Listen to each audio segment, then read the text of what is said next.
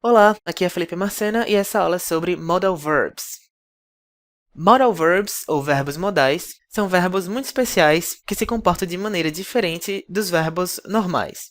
Felipe, por que esses verbos modais são tão especiais? Vou dizer. Primeiro, verbos modais, ou Modal Verbs, não precisam de verbos auxiliares. Segundo, após os Modal Verbs, os verbos têm que estar no infinitivo. Então, se você está escrevendo uma oração que tem um modal verb e um outro verbo logo em seguida, esse outro verbo tem que estar no infinitivo. E 3. Modal verbs não sofrem alteração na terceira pessoa do singular. Ou seja, se ele está na terceira pessoa do singular, ele não ganha S, nem ES, nem IES no final da oração. Então, modal verbs não precisam de verbos auxiliares. Após os modal verbs, os outros verbos têm que estar no infinitivo. E os modal verbs não sofrem alteração na terceira pessoa do singular. Felipe, quais são os modal verbs? Eles são can, could, may, might, should, must, ought to e used to. Então, esses 8 são os verbos modais. Vamos analisar cada um deles, o que eles significam e quando eles devem ser utilizados. Can. Can indica permissão ou habilidade e pode ser traduzido como pode. Por exemplo, you can leave the room. Você pode sair da sala. Então, é uma maneira bastante informal de dar permissão, ou de pedir permissão. She can dance salsa. Ela pode dançar salsa. Então, aqui o can está indicando uma habilidade que o sujeito tem. She can dance salsa. Então, can é uma forma bastante informal de indicar permissão ou de descrever uma habilidade. Já o could indica uma habilidade no passado ou permissão de maneira mais formal. Seria traduzido como poderia.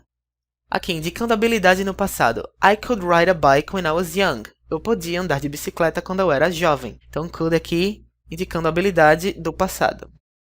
Could you bring me some water, please? Você poderia me trazer uma água, por favor? Então, aqui há um pedido de permissão. Pedido de algo de maneira bastante formal. Poderia você me trazer uma água, por favor? Could you bring me some water, please? Então, could é mais formal que o can.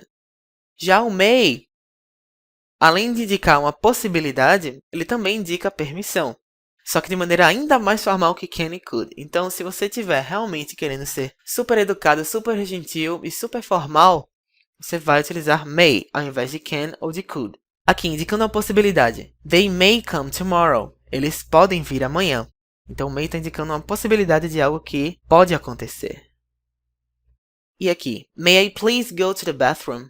Poderia eu, por favor, ir ao banheiro? Então, o may é ainda mais formal e educado que o can e o could. Might. O might indica a possibilidade e pode ser traduzido tanto no passado quanto no presente. James might have done the homework. James poderia ter feito o dever de casa, ou James pode ter feito o dever de casa. Kate might come to the party tomorrow. Kate poderia vir para a festa amanhã, ou Kate pode vir para a festa amanhã. Uma possibilidade de algo que deve acontecer. Já o should e o ought to têm o mesmo significado. Eles expressam conselho e podem ser traduzidos como deve. You should tell her the truth. Você deve dizer a ela a verdade, expressando um conselho. She ought to know the truth. Ela tem que saber a verdade. Ela deve saber a verdade. Então aqui o should e o ought to ambos indicam conselho. Podem ser traduzidos como deve. Já o must é ainda mais forte que o should e o ought to. Por quê?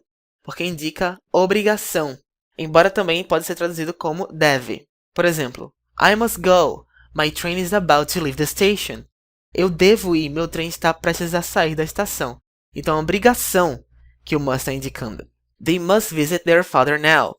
Eles devem visitar o pai deles agora. Então, must pode ser traduzido como deve, mas significa uma obrigação. Só é utilizado para falar de obrigações.